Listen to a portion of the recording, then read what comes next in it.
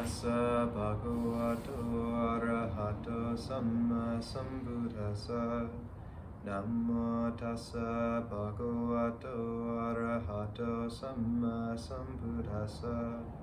Namo tassa bhagavato arahato samma sambuddhassa. Buddhang dhammang sanghang namasami. Should I use the mic, or can people hear me okay without it? Yeah, hear me okay? Okay, thumbs up. Great.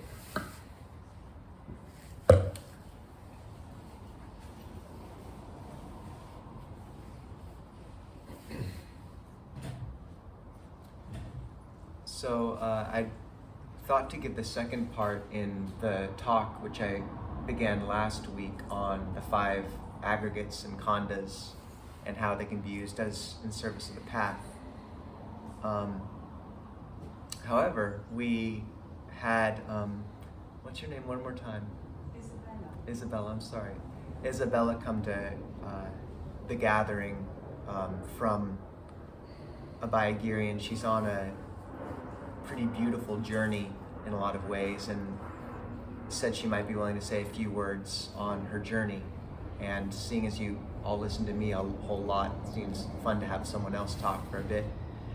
But I also said that I'd say stuff first, so I should do that, but maybe not too much.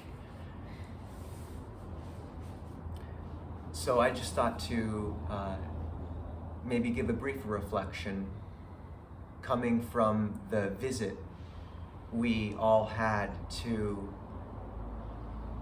the Pacific Hermitage on Wednesday. So we all went down. I think we planned to have about 5 people at first, but we ended up having 20. And the number kept climbing, which was actually quite beautiful, that so many people would be willing to drive 4 hours each way to go visit the monks there. So there was, down at the Pacific Hermitage, which is outside of Portland, we had Longpo Pasano staying, who's one of the senior monks in our tradition. He's one of the old guard. He's been a monk for 40 plus years, faced down tigers, gone through a great deal. And Ajahn Nisabho, who's a monk of, I believe, 20 years or so. And both of them were there.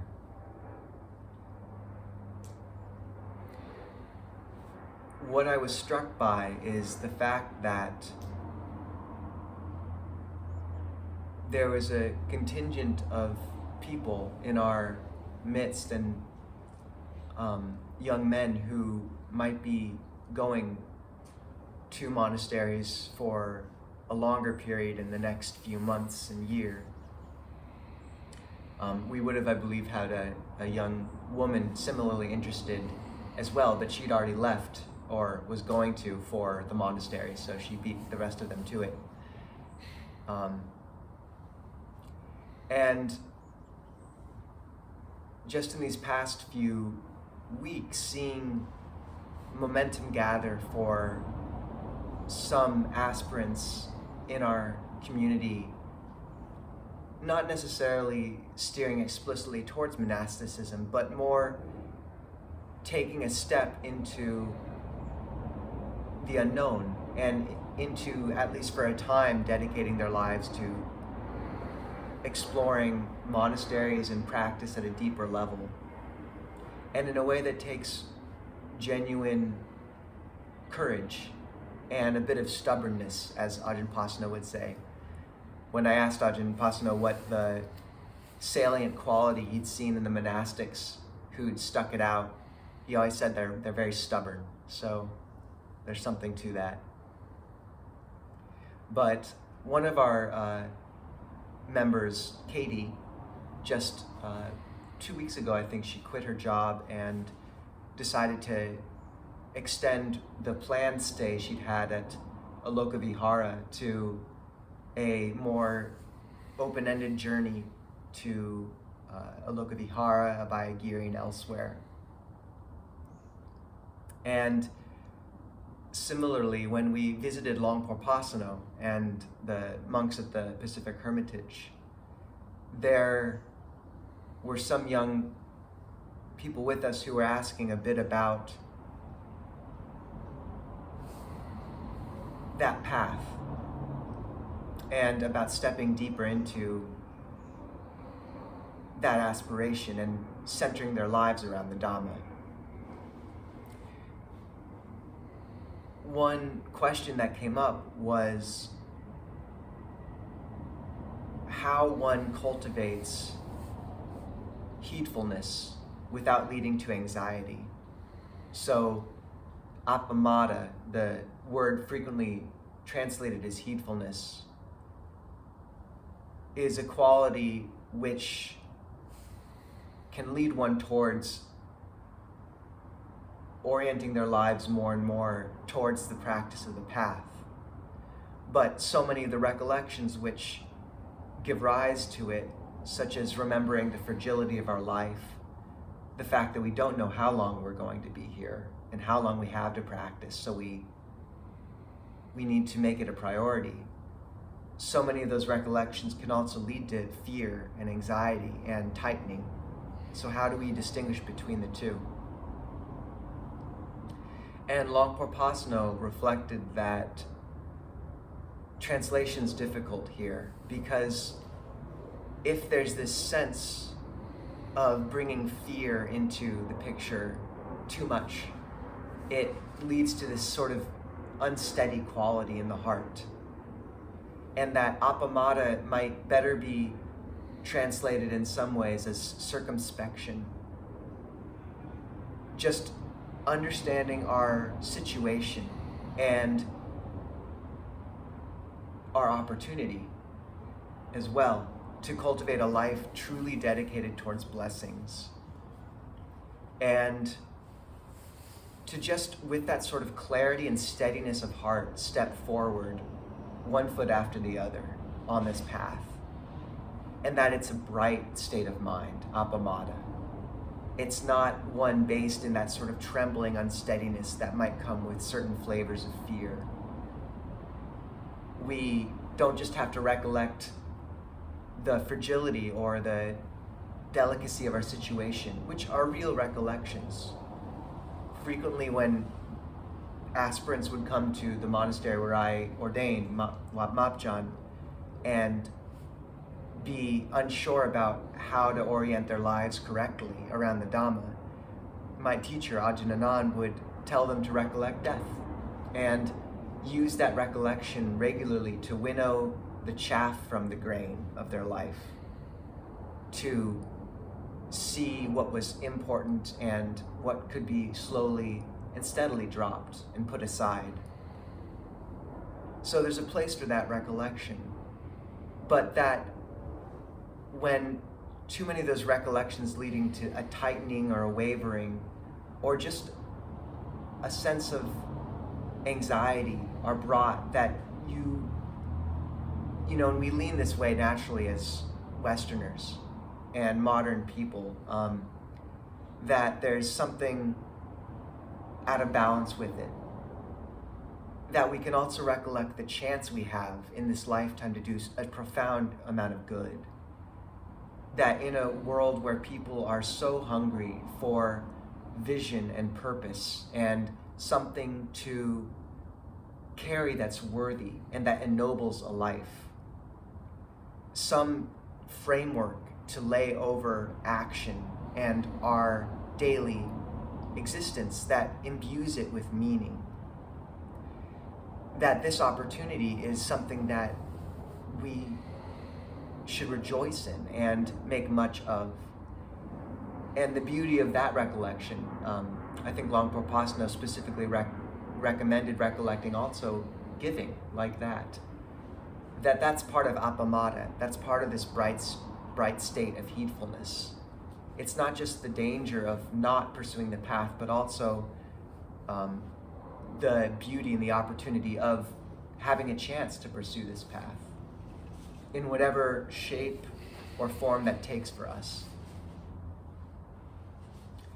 The other question that came up, which is in a similar vein, was someone asked about the qualities of hiri-ottappa, which are sometimes translated as fear of wrongdoing and fear of consequences. They're the qualities that are also translated sometimes, perhaps problematically, as shame. And shame and perhaps guilt, or shame and fear of consequences. And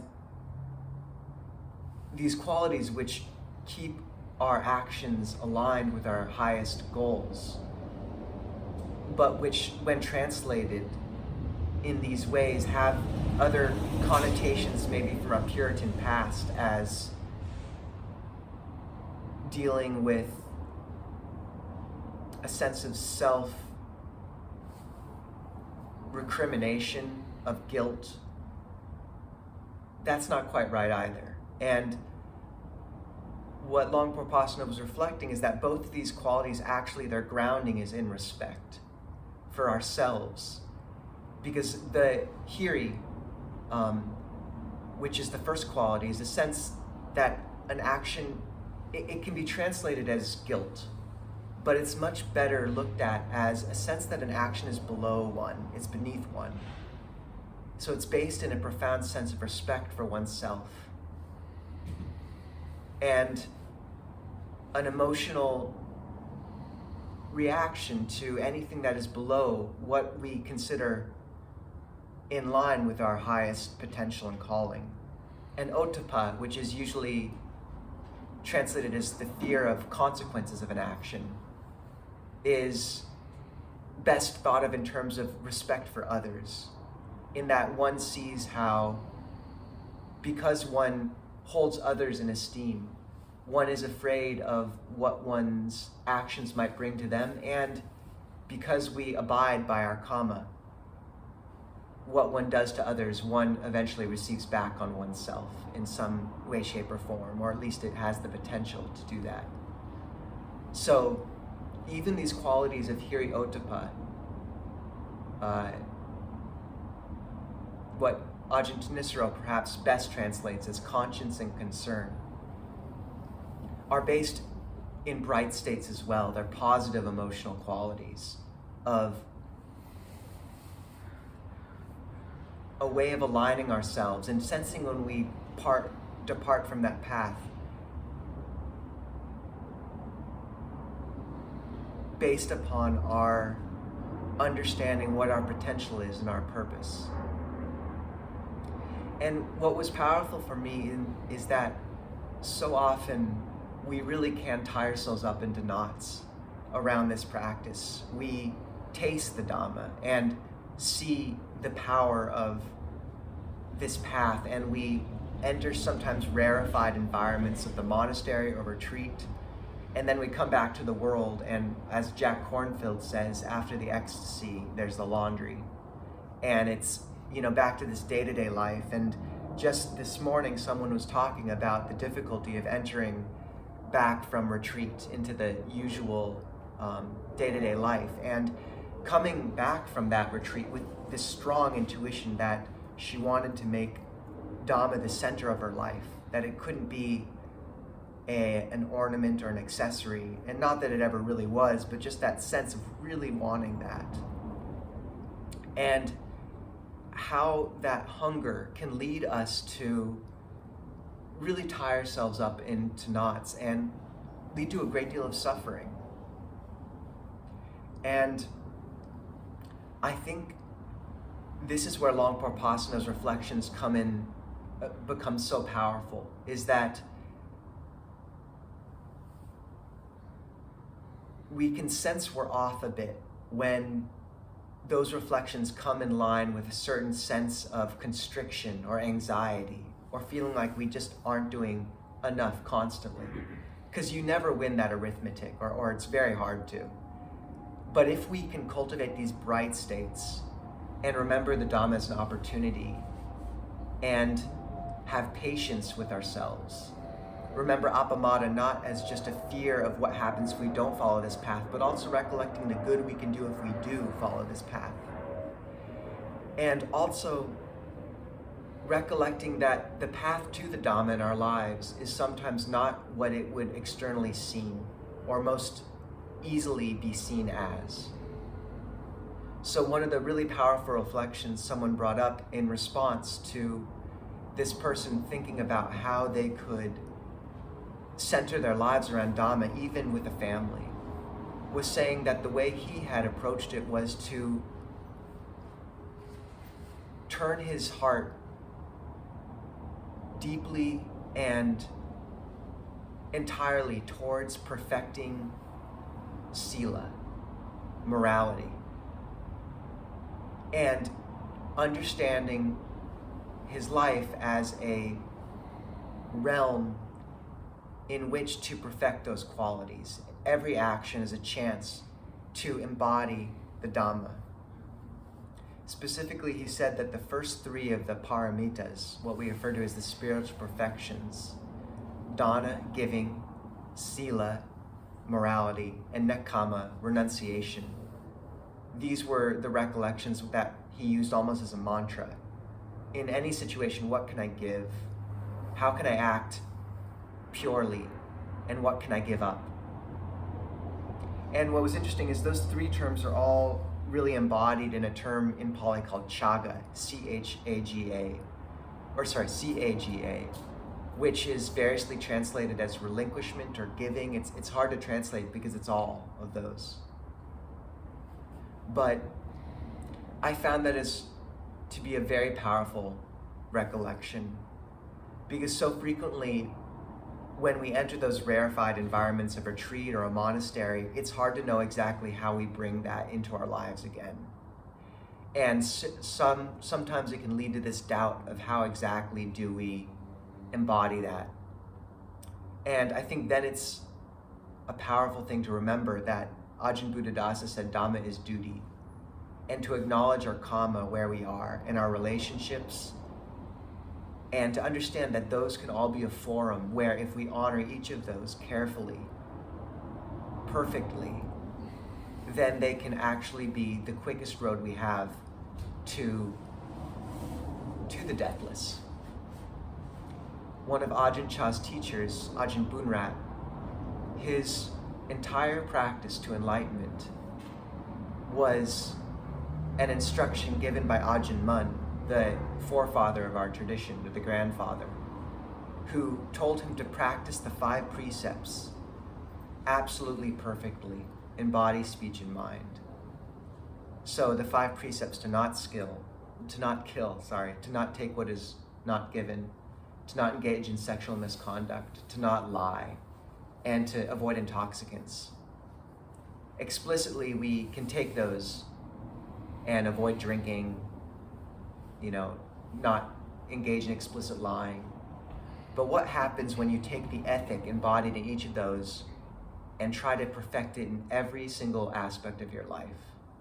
What happens when you try truly to not harm another being, to take nothing that is not given, but to only give, to not look at people in terms of those qualities of sexual attractiveness or non-attractiveness, but to really see their spirits, to never, not just lie, but how do we not deceive others, and how do we not deceive ourselves? How do we bring our truthfulness to absolute perfection, even in our thought? And how do we avoid intoxication, not just with drugs and alcohol, but with entertainment, with fantasy? How do we ground ourselves in reality? So can there be this fundamental shift where we use these moments of retreat or visits to really amazing monks and nuns, or time at a monastery as a reference point for what that feels like when we are in line with Dhamma? But then how are we nimble enough to come back into our lives and orient our hearts completely to that in the karmic situation we find ourselves in?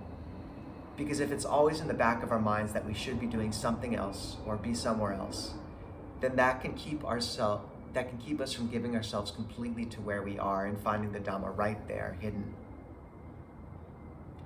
And if it happens that you can quit your job and run off to a monastery, then why not? Sure. And there's a real joy in that, and I think it's important to have reference points for people who do that too. And if people in this community keep doing that, we might end up with like half the number. But that would be a good way to get smaller if we had to, because the community is much larger in a different sense.